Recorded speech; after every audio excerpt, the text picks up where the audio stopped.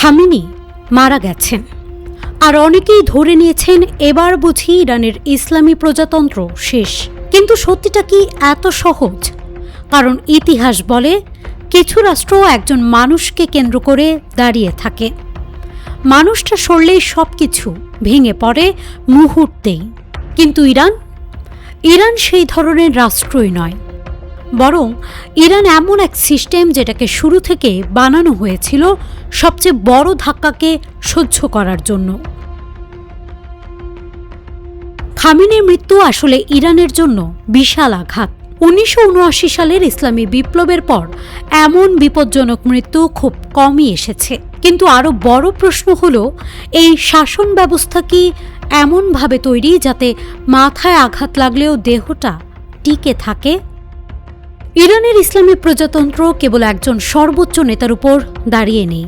এটার নিচে আছে বহুস্তরীয় ক্ষমতার জাল, আছে ধর্মীয় বৈধতা, সাংগঠনিক প্রতিষ্ঠান, নিরাপত্তা কাঠামো, প্রশাসনিক ও অর্থনৈতিক যন্ত্র। মানে এখানে রাষ্ট্র কেবল একজন মানুষকে বাঁচানোর জন্য না, বরং পুরো সিস্টেমকে বাঁচিয়ে রাখার জন্য কাজ করে। ইরানের সংবিধান এমনভাবে লেখা হয়েছে যাতে সর্বোচ্চ নেতা হঠাৎ না থাকলেও তৈরি না হয় ক্ষমতার শূন্যতা।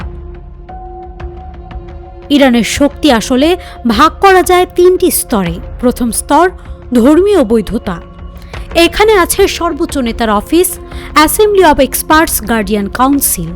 এই স্তর ঠিক করে কে বৈধ নেতা, কার হাতে থাকবে ধর্মীয় সিলমোহর। দ্বিতীয় স্তর নিরাপত্তা ও সামরিক শক্তি।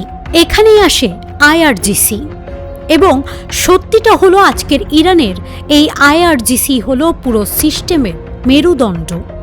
তৃতীয় স্তর রাজনৈতিক সরকার, প্রেসিডেন্ট, বিচার বিভাগ, প্রশাসন, অর্থনৈতিক কাঠামো, যেগুলো প্রতিদিনের রাষ্ট্রযন্ত্র চালিয়ে রাখে যাতে বাইরে থেকে মনে না হয় যে সব কিছু ভেঙে পড়েছে।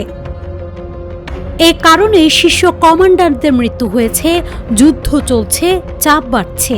তবুও মাঝারি পর্যায়ের নেতৃত্ব আর বিকেন্দ্রীকৃত অপারেশনাল কাঠামো সিস্টেমকে চালু রেখেছে। News desk, Manabzamin.